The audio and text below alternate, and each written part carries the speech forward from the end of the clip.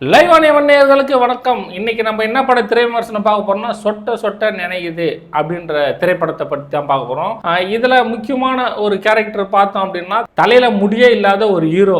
அவரை வச்சு தான் இந்த கதை ஃபுல்லாவே வந்து நகர்த்திட்டு போறாங்க. எல்லாருமே தெரியும், ஒரு பெண்களுக்கு முடி இருந்தால் தான் வந்து ரொம்பவும் வந்து பிடிக்கும். ஆனால் நிஜத்தில் முடி இல்லை அப்படின்னா அந்த பெண்களுக்கு பார்க்கறதுக்கு எப்படி இருக்கும், அந்த கான்செப்ட் வச்சு தான் சொட்ட சொட்ட நினையுது அந்த திரைப்படத்தை இயக்குனர் வந்து இயக்கியிருக்காரு. இந்த முடியே இல்லாத இருக்கிறவங்களுக்கு தான் அதனுடைய அருமை வந்து தெரியும். ஏன்னா எவ்வளோ நாளாக வந்து பொண்ணு கிடைக்காம வந்து பயங்கரமாக வந்து சுற்றினு இருப்பாங்கல்ல, அதே போல தான் இந்த படத்தில் ஹீரோவுக்கும் பொண்ணே கிடைக்காது. அந்த பொண்ணு எப்படி கிடைக்குது அப்படின்ற விஷயங்களையும், பொண்ணு கிடைச்சாலும் நடுவில் வந்து ஏதாவது யாருன்னா சொதிப்பிடுவாங்க தெரியுமா, மறுபடியும் அந்த நிச்சயம் அப்படிலாம் கல்யாணம் வந்து கேன்சல் ஆகிடும். அந்த விஷயங்களும் ரொம்ப ஆணித்தரமாக இயக்குனர் வந்து இந்த படத்தில் வந்து எடுத்து வச்சிருக்காரு அப்படின்னு வந்து நம்ம சொல்லலாம். வித்தியாசமான கதை வந்து ஹீரோ வந்து செலக்ட் பண்ணியிருக்காருங்க. ரொம்ப அருமையாக வந்து ஹீரோ வந்து நடிச்சிருக்காரு. ரொம்ப யதார்த்தமாக வந்து நடிச்சிருக்காரு.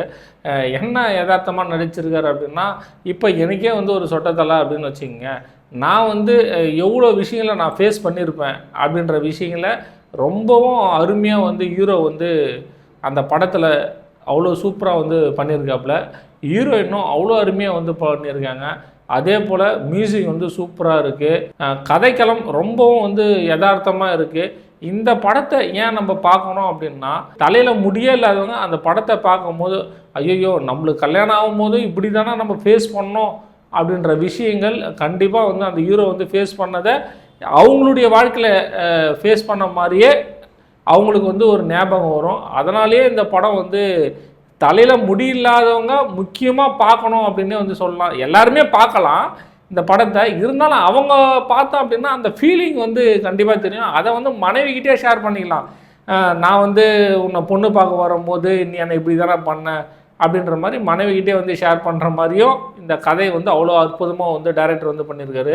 கேமரா ஒர்க்கு அவ்வளோ அருமையாக வந்து பண்ணியிருக்காங்க. மியூசிக்கும் வந்து சூப்பராக இருக்குது. ரோபோ சங்கருடைய கேரக்டரு ரொம்பவும் வந்து அருமையாக இருக்கும்.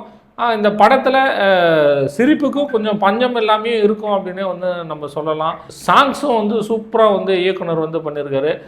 சொட்ட சொட்ட நினையுது இந்த திரைப்படத்தை மக்களாகி நீங்கள் பார்த்துட்டு உங்களுடைய விமர்சனங்களை கீழே பதிவு பண்ணுங்கள். நன்றி.